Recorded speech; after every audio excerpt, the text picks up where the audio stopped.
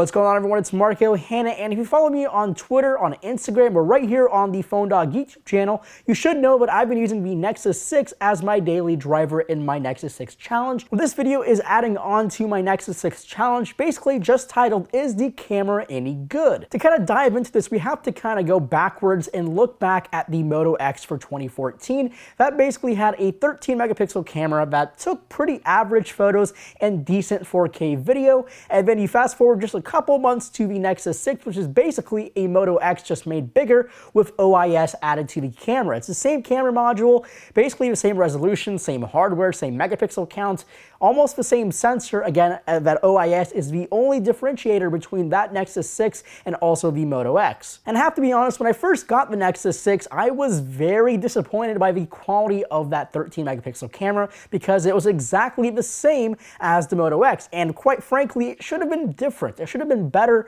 because it's a more expensive phone, it has OIS, and well, they should have made it a better camera. But the strange thing is, as I was using the phone as a daily driver, I was taking more photos, going on more trips, it really kind of dawned at me at CES 2015 where I took more photos because obviously I was at CES in Las Vegas, so there's more things to take photos of, that I actually had a pretty decent camera. Now obviously photos outside in a lot of sunlight, a lot of nature light always look good no matter what camera, or maybe I shouldn't say no matter what camera. If it was like a little tiny 0.1 megapixel camera, probably still look pretty terrible, but outside of a 13 megapixel camera, the photos look pretty nice actually. The dynamic range on the Nexus 6 is still not very good compared to things like the Note 4 or the iPhone 6. It's not really stacking on par with all those other phones, so again, just not the best camera, but it's definitely a little bit better than what I expected. Now, low light shots always define how good a camera is, and phones like the Galaxy Note 4 and the iPhone 6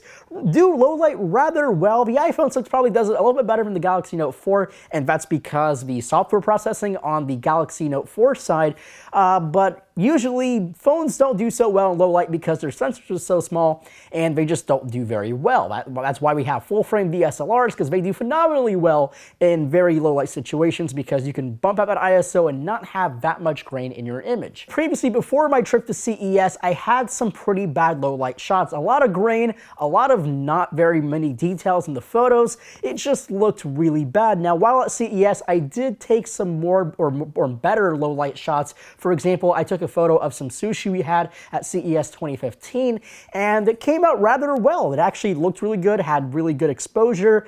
The grain was still there, but just not very bad. I mean, it was still a usable image, and it came out to be a very good looking photo. Now, 4K video, I really didn't mess around with it too much because, well, I've seen 4K video off the Moto X, and it looked okay, and I've seen 4K video off the Nexus 6. We actually posted a sample clip here at Phone Dog's YouTube channel, and again, the quality was fine. OIS didn't really play a major role in making that video look good or bad. You can tell it's there. It's a little robotic in terms of the movements, very similar to the Galaxy Note 4 and especially the iPhone 6 Plus. But honestly, I just didn't see a need to really talk about 4K video because it's not the best. That still goes to the Galaxy Note 4 and the S5 because they do 4K in a mobile phone a lot better than anyone else right now. So the Nexus 6 camera as a whole is rather average. It's not tremendously disappointing as I expected it to be, or from really the first couple days I've had the Nexus 6, and it's not mind-blowing in terms of this is a really good step up between the Moto X and the Nexus 6. So honestly, it's an average camera, and again, the price of the phone is not average, it's flagship, so you're expecting the best hardware. Again, flagship means best. Flagship means the best that's available, and quite frankly, the Nexus 6 does not have the best of what's available in terms of the camera department. It has the best hardware and the best software, but just not the best camera.